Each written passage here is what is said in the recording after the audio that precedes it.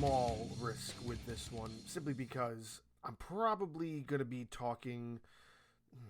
I don't want to say not the best, but not the greatest. I just.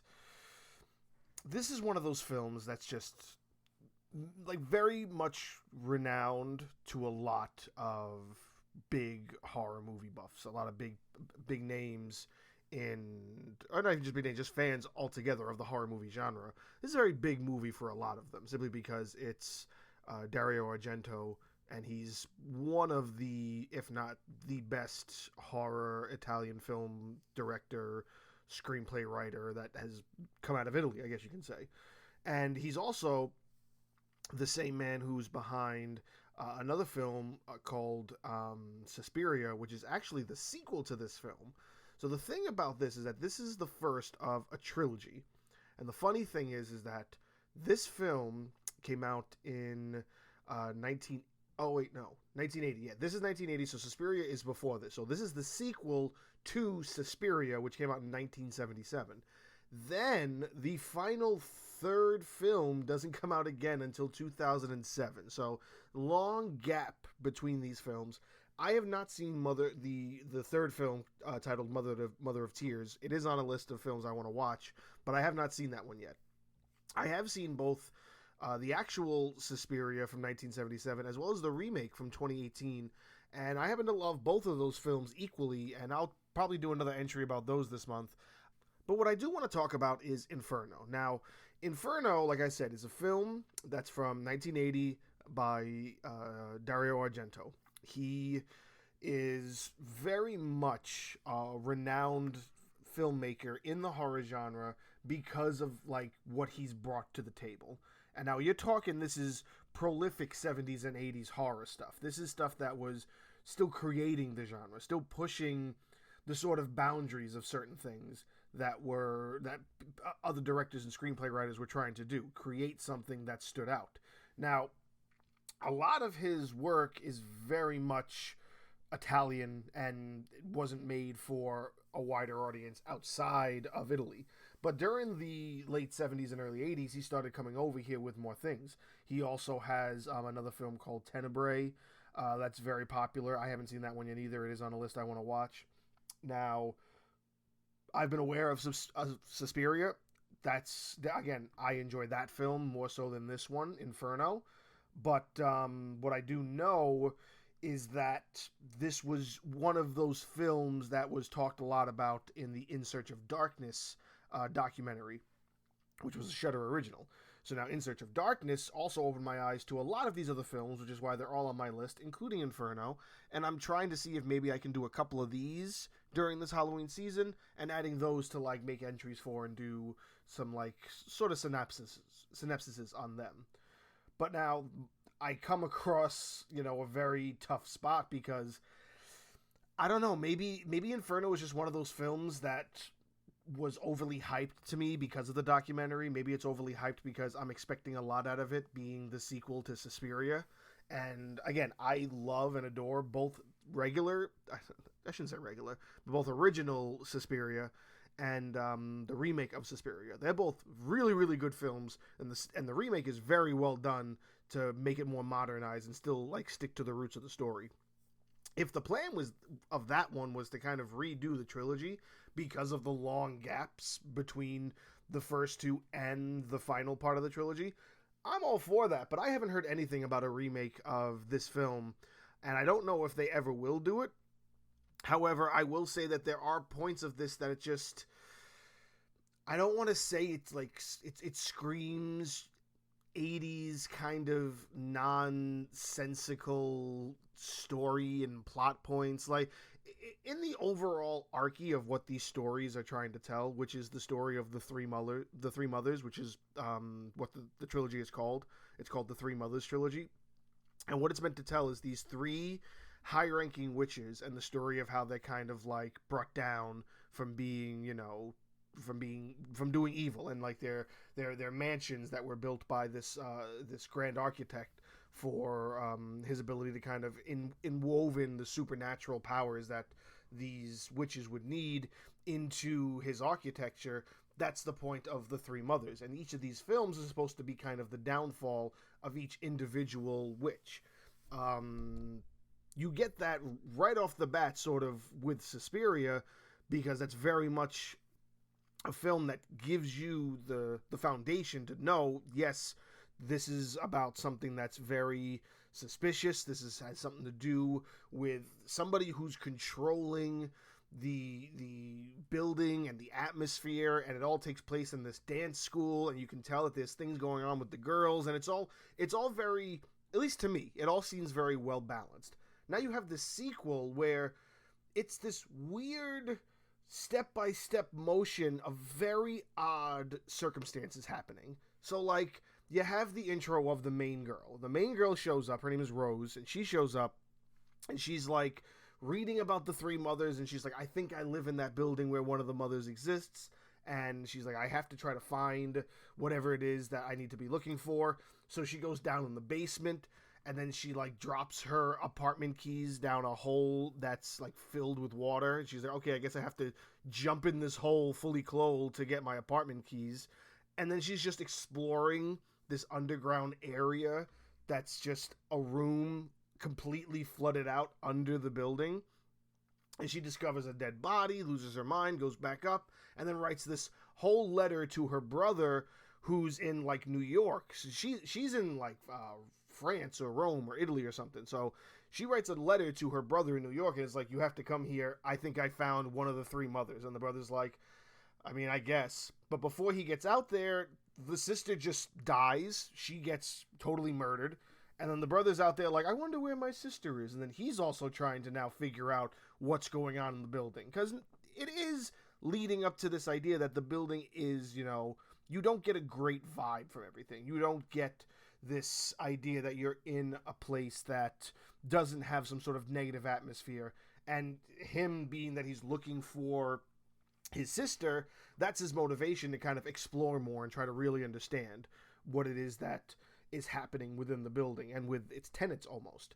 Now, the other thing is that it's very difficult to kind of place who everybody is. And then even when, like, I guess the big twist happens later on at the end of the film, I didn't feel like it gave me enough. I mean, again, maybe it's just my unfortunate brain being, you know, not growing up with this and not seeing it until very much when it's old and outdated. And it's a 40-year-old film, so maybe I was a little too close-minded or a little too open-minded, and I didn't see it. But there's really no general connection with any of the other characters. There's this main landlord or landlady who seems to be helpful, but then there's a scene that's like, she really isn't, so is she part of it? It makes sense she's part of it. The witch is meant to be in control of this whole building. Then there's a nurse that's helping this old gentleman in a wheelchair. You don't really see a lot of them, and then out of nowhere, the nurse pops up and it's like, oh yeah, I'm also helping the landlady with things that aren't the old man in the wheelchair. And then the twist essentially is that the nurse is the witch the entire time. At least that's how I saw it. And I do also understand that a lot of what made this film big is visuals. So the visuals are there, but the character development just isn't 100% what I guess you are expecting. Especially when you come to the idea that this is the sequel to another very successful film. Probably successful enough that when you're talking about these three movies as a whole, not only is the third part doesn't come until 25 plus years after the fact, but only the first one has ever been spoken about when it comes to doing a remake. And I don't know what the ratings are for the remake, but I really appreciated what they did with it. And I hope that if somebody does pick this up to kind of continue on this, you know, Three Mothers Trilogy reboot, they do justice to Inferno as far as character creation and character understanding. And just, I mean, I also got to say that I appreciate when, you know, you kind of have very little time to sort of get attached to a character, because something is going to happen, and something does happen really, really quick. But when one of the main characters dies so soon, like, and I'm not saying it's so soon that it's almost on a level of like Drew Barrymore in Scream, or what's this actress's name in Psycho? I can't remember her name now, but the Psycho film that like put like Alfred Hitchcock on the map. Like, we're talking like this has not been done before, but there's a way to do it, and there's a pattern for it that sort of makes it make sense. And for some reason, when Rose dies, it just doesn't make a lot of sense. And maybe it's because the synopsis of the film expresses that a brother and sister try to bring down, the evil in like an apartment building and whatnot. But the sister's dead, so it's really just the brother doing it. You know what I'm saying? It's like one of those things where you're expecting, if one of them's going to die, okay, maybe it happens during the second act or the third act. It's like mid-first act. And the sister not only is doing shit without waiting for her brother, but then she's just done and dead. She gets murdered. She gets murdered. A friend of the brother gets murdered. This other chick that the brother befriends in the house gets murdered. Who else gets murdered? I believe and that's the other thing. There's a part where the nurse and the landlady are sort of working together, and then the thing that's killing everybody else winds up killing the landlady. So it's like, are they really working together? What role did the landlady play that this matters in some way? Then there's a really weird death where apparently they had a bunch of stray cats that lived. Not even just the stray cats. There's at least 2 really weird deaths in this film. And a lot of the deaths are dumb, but weird is a completely different scenario. So there's a scene where there's a lady who's trying to help the brother figure out what's going on. It was a lady that had befriended his sister, and she wants to know, where is Rose? I haven't spoken to Rose in so long. We have to find out what happened to her. So she's trying to help, and what happens is she gets chased up into the friggin' attic, and in the attic they've been feeding stray cats like raw meat. So the stray cats, that's how they survive. So apparently that's enough for them to turn like animalistic to the point where they swarm the lady and eat her alive, which is also weird because, no joke, I'd fucking start hitting cats on walls and kicking cats across the room. Like, it's not like it's a small amount of cats, but it's not like 2,000 cats. Like, it's like 24 cats. Like, start punching some cats. But no, apparently this lady just accepts her fucking fate of death by tiny mouth. Like, just a dozen, like, cat mouths. And it's just, yeah, I'm just gonna die, and I'm just gonna flail and not defend myself. It's just so dumb. And there's another one where there's a dude who owns, like, a pawn shop. And that's where there's kind of this, antique book that the sister gets, and the sister gets this book, and she's trying to like have like a conversation with this guy, and the guy's always made fun of because he's sort of a gimp. He has a limp, so he walks with canes. So he is walking, and he's not the best of like side character. He doesn't really care what anybody else is doing. Didn't care about the sister, didn't care about the brother. He's also not part of anything that has to do with what's going on in the hotel, because he goes to them and he's like, there's too many stray cats and we have to do something about it. And they don't really give a shit. So he's like, okay, I'm going to do something about it. So what does he do? He starts like grabbing cats off the street and tossing them in like a sack, to the point where he has like, I don't know, maybe 10 of them in a sack. And then he walks them to a river to try to drown them. But they're floating and not sinking. So then he picks up the bag and he decides, I'm going to walk it deeper to see if I can get it deeper. And then he like trips and falls, and he can't get up because he needs canes. So while he's trying and struggling to get up, all of a sudden he starts getting eaten by rats. Like, this is the first time you've seen like swarms of rats, but for some reason it's enough that, yeah, we're going to make this the plot point of how this character dies. So he's screaming and he's hollering, and then all of a sudden there's this like food truck or something that's on the other side of like the park he's in, where he found the river and he was trying to drown the cats. And the food truck guy hears him screaming.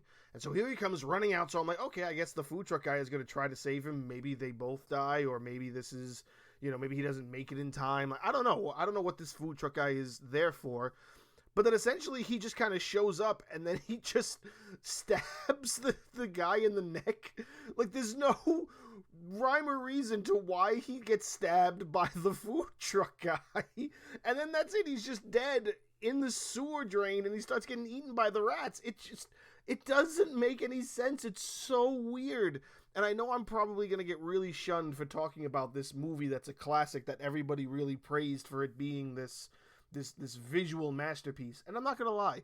There's colors, there's filmography, there's so much that's part of what makes this film really good that you could take away from the script. The script is caca. The script is straight hot garbage. But the visual effects, the directing, the lighting, the ambiance, everything else is really on point with this. But we're not just watching this film for that. It's like the film Drive. The film Drive has a very small script. It's very much about its visual effects, the atmosphere it creates with the music choices and its score and its tension building. That's the atmosphere that's created. That's what this is sort of doing. But the problem is that a film like Drive still has a good story to kind of back up all of that stuff to make the ambiance matter. And for some reason, my heart can't give this any sort of praise for its story. And it's very upsetting because I am looking forward to finally sitting down with Mother of Tears, and then I'm probably going to watch the 2 Susperia movies again, and I'm going to probably feel that the 2 Susperia films and maybe Mother of Tears are probably a little bit better story-wise than Inferno. But Inferno is still good to watch if you're looking for like an 80s film that wasn't just B-rated quality with everything else. Like if you're talking like a film is made up of 5 different things. It's made up of script and acting and cinematography and visual effects and sound. If you're talking all of those, Inferno knocks at least 4 of those things out of the park. But one big thing is like story. Like the story just isn't 100% polished enough for me to say that it's something that sort of matters. And it's also hard for me because I do feel like there's something about the story that's, I forgot where I read it, but something about the story is rooted in Greek mythology. It's something about the 3 mothers, and their names have some correlation to Greek words, and they are connected to Greek mythology in some way. Now, whatever that is, I might look up a little bit more so I can talk a little bit more about it for like when I do maybe a Mother of Tears entry or a Susperia entry. But for what it's worth right now, Susperia being the foundation builder is still way, way better to me than Inferno. And Inferno, for what it's worth, isn't something... I'm not going to rewatch it. I'll tell you that shit. I'm not going to sit down and say, oh my goodness, I haven't seen Inferno in so long, I'm going to need to rewatch it. No. I'm not going to have that feeling like I do about Susperia. Sorry, Dario Argento. Sorry to the rest of the horror community. I just wasn't exposed to it, I guess, at an earlier enough time to show my appreciation for it. But I do still take the time to sit down and go back and try to make them part of my catalog, so I know what these films are and I can actually speak about these films in the right fashion. But I have to say, I was very much looking forward to something else from everything I heard that was good about this, and I don't want to say I was let down, but I do feel a little let down, and I don't necessarily blame that on the film itself. I just maybe blame that on possibly my own expectations. But what are you gonna do?